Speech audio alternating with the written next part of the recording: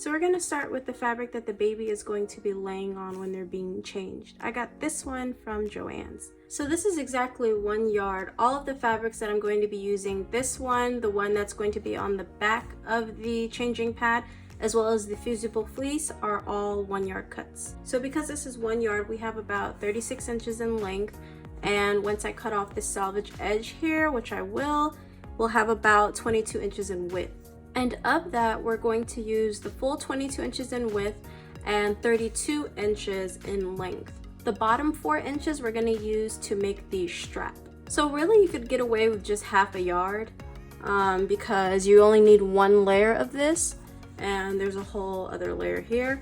Or instead of buying 2 different patterns or fabrics for your front and your back, you could buy just 1 full yard like this of the same pattern and use it for both the front and the back.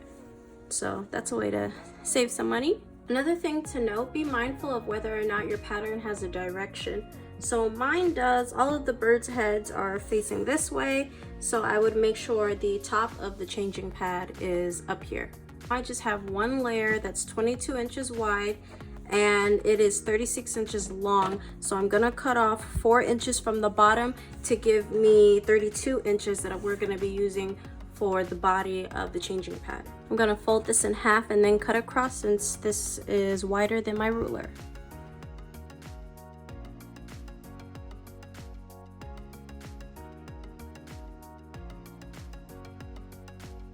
We'll be using this for the strap. It doesn't need to be 22 inches long like it is now. You can cut it down to about 18 or 20. I think I will do that, but we'll get to that later. So I'm gonna cut off this edge here. I'm gonna use the ruler as a guide, and this is where the rotary cutter or the scissors come in. You can use whichever. I prefer the rotary cutter, but hey, use what you'd like. If you use the scissors though, just make sure you're not lifting the fabric as you're cutting.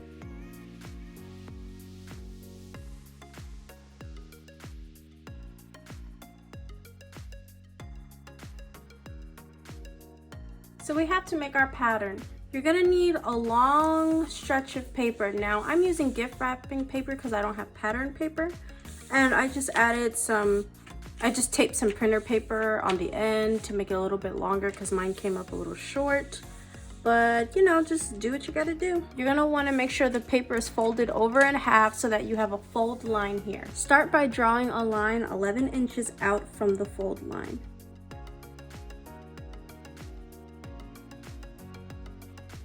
From that point, draw a line 32 inches down.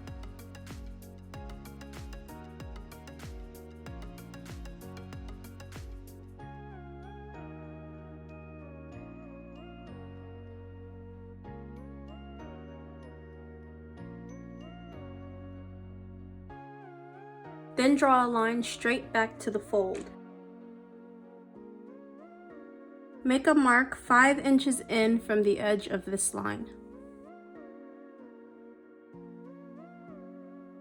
Then make a mark 13 inches down this line. Draw 2 lines connecting these 2 marks at a point.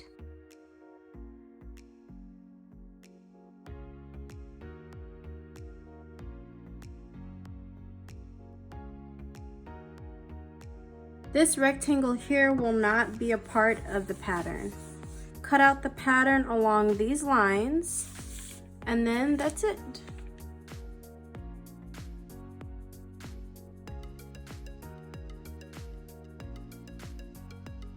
You should end up with a pattern that looks like this.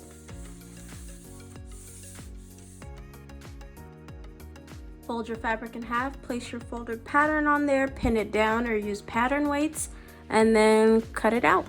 So you should end up with a piece that looks like this. Cut out identical pieces using this fabric as a guide on both of the fabric that you're going to use for the back of the pad as well as the fusible fleece. By the way, both of these fabrics are 100% cotton.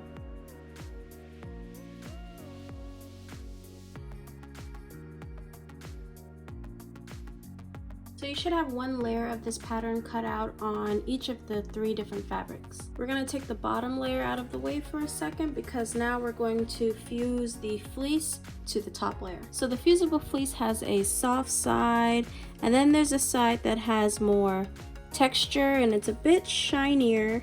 So we're going to put the fusible side face up because that's the side that we want to adhere to our top layer of fabric. And we're going to put our top layer of fabric face up on top of the fleece because we want the wrong side to fuse to the fleece. And I'm using this fleece just to add a little more padding to the changing pad so that it's not just 2 thin layers of cotton and that's it. And the head portion is even going to have even more padding once we insert the fiber fill. And I'm not using any steam, by the way.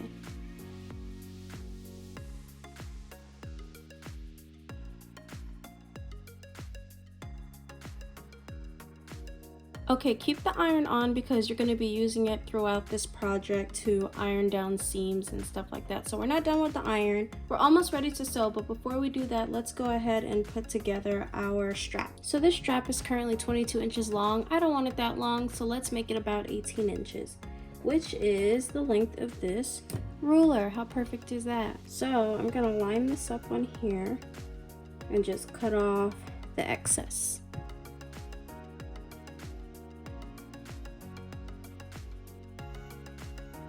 Keep your scraps, by the way, you could use them for something else. So first I'm going to press the top down about 1/4 to 1/2 inch. You don't have to press this side down because this side is going to be sewn into the pad. So in order for us to hide the raw edges on the sides here, we're going to fold both sides inwards towards the middle.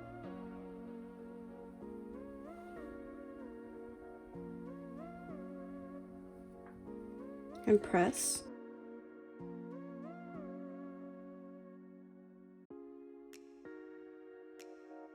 And then we're going to fold the whole thing in half on itself.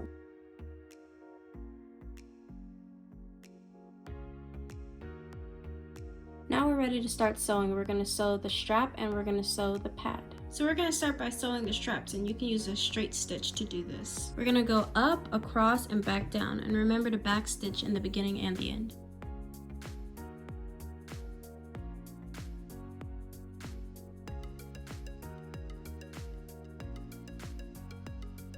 My bottom layer fabric is the same on both sides, but if yours wasn't, you would put the right side of your bottom layer fabric against the right side of the top layer fabric. So if I had a design on this side, it would go against the design on the top layer. Okay, so I have the layers all lined up and pinned along the sides. So a few things. This changing pad is going to have a more padded area for the baby's head, and also it's going to have a storage area right above it to store maybe some dirty clothes, some diapers, or some wipes. And we're going to create both out of this rectangle here that's extended out. So what we're going to do is we're going to make the compartment a little bit bigger than the head space. So I folded this in half, this rectangle, and I put pins along the crease, one on this side and one on this side. So then what you're going to do is open it back up and then fold this end to that crease. And from here, you're going to fold this entire square we've created, starting from this crease here that we've made, in half.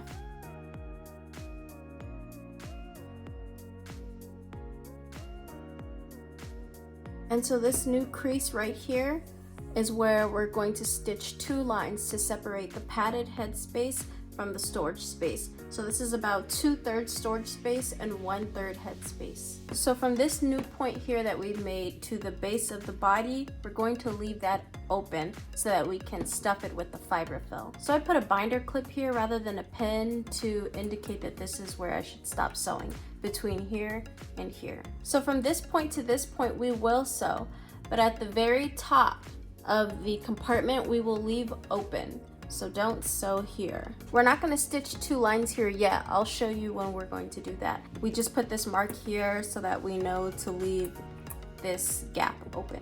Now at the very bottom, we don't need to leave a gap, but what we do need to do is stick our strap inside between this top layer and our bottom layer. So we're gonna have the top of the strap going up towards the top of the pad. So first we're gonna fold this in half to find the center. The center is right here. I'm gonna put pins on either side just to remind myself where the center is. And we're gonna put the strap in with the sewn side, the side that we folded over and sewed, going towards the top of the pad. So the end of the strap that has the raw edge should be at the bottom, and it's okay to have a little bit sticking out just to make sure you really go over it. When we go over this part, we're going to stitch forward, back stitch, and then stitch forward again and keep going just to reinforce this. So you're gonna sew with a 1/2 inch seam allowance, and you can use a straight stitch. So right here is where I'm going to back stitch, stitch over again, and stop stitching because that's where my clip was. Remember, we're gonna leave a gap here and continue stitching around.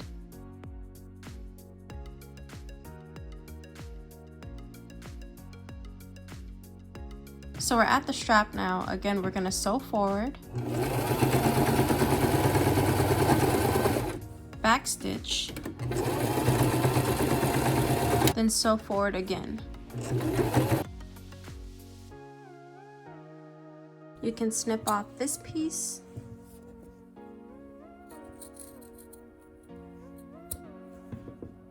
and use this big gap that you left at the top for the compartment to pull everything right side out.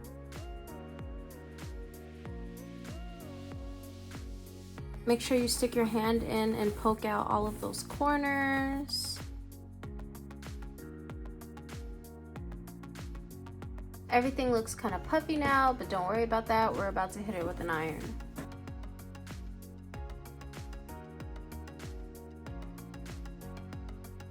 So now that we have this pressed out, at the top of this gap here that we left, we're gonna sew straight across 2 rows of stitching. And you can use your ruler and a marking tool to create a guide.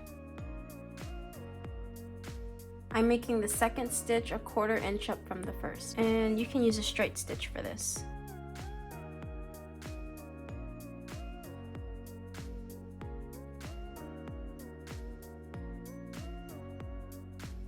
So now we're going to stitch 1 line straight down at the base of the headpiece and the top of the body.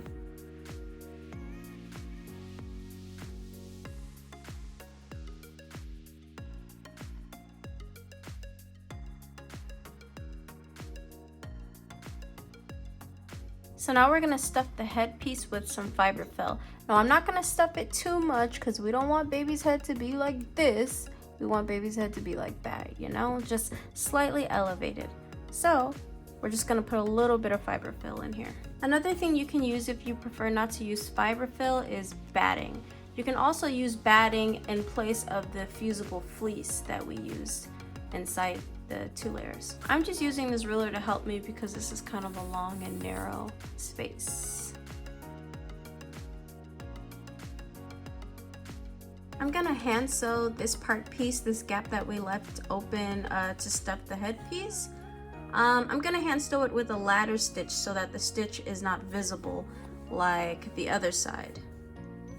But if you don't care about the stitch being visible, you can just go ahead and sew it with the sewing machine.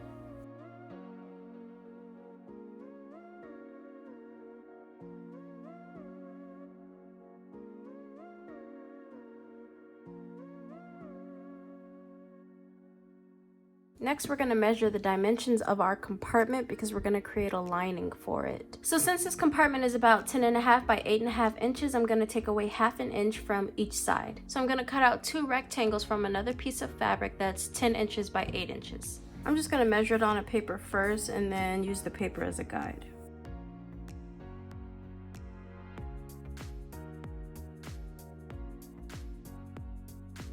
So now that we have 2 8 by 10 pieces of fabric, we're going to line up one of the 10-inch edges to the 10.5-inch edge of the compartment and sew together. And you're gonna sew about 1/4 inch down from the edge with a straight stitch. You're gonna do the same thing to both sides.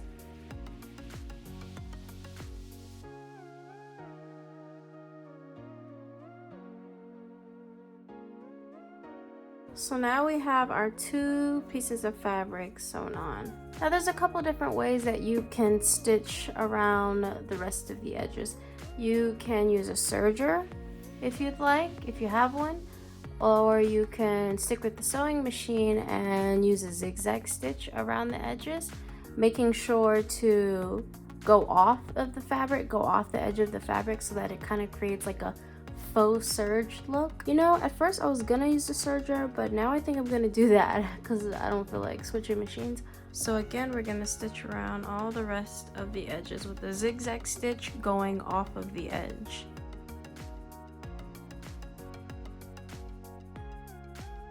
After you finish the edges, you can go ahead and stitch down each side again with a straight stitch just to reinforce it.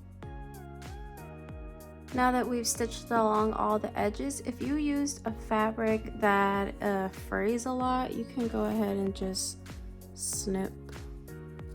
But be careful not to cut your stitches.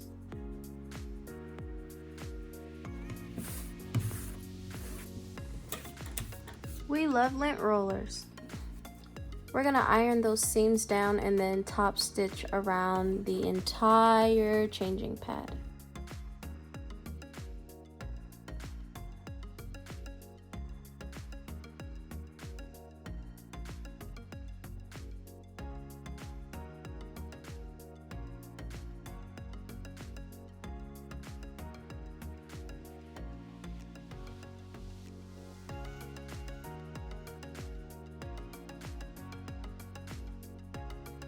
Now we have just a couple things to do. We have to put some type of closure on this. You can put a zipper, you can put Velcro, you can use snaps. I'm going to use snaps. I'm going to be using these snaps here and I'm going to put 3 across the top.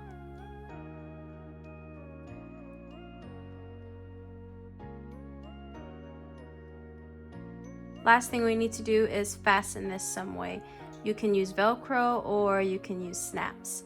I'm going to use Velcro for this part. I've already cut the Velcro to the size that I want, and this Velcro has an adhesive back, but I don't ever just stick the Velcro on and then leave it. Anytime I use Velcro with adhesive, I always stick it on, turn it over fabric side faced up, and then go over it with the iron real quick. It just helps it to adhere better.